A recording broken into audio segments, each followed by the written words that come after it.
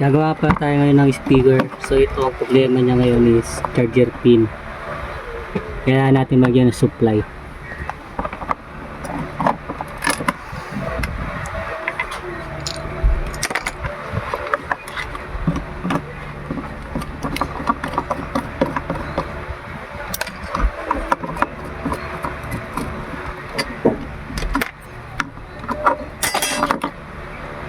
Ito pala kailangan natin, isang charger na ganito ang wire. Ito yung pinakang wire nya. Ang kailangan natin is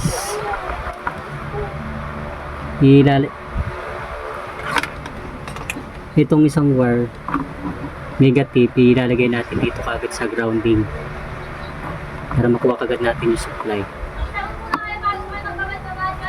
Yan guys. Yan guys, ito pala yung supply nya. Dito siya. Kasi ito yung pinakang ano nya, supply na dito. Kaya dito lang kayo maghanap lagi. So ayun, nakuha kagad natin. Hinangin na natin.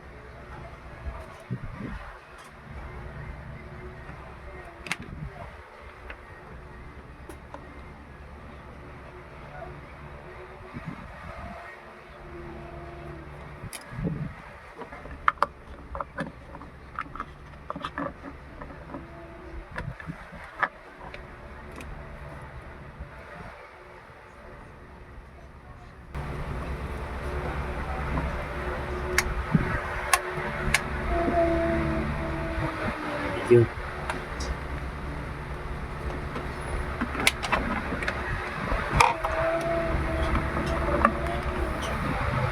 Tingnan natin kung gagana na siya guys. So yun guys, may power na siya. Okay na.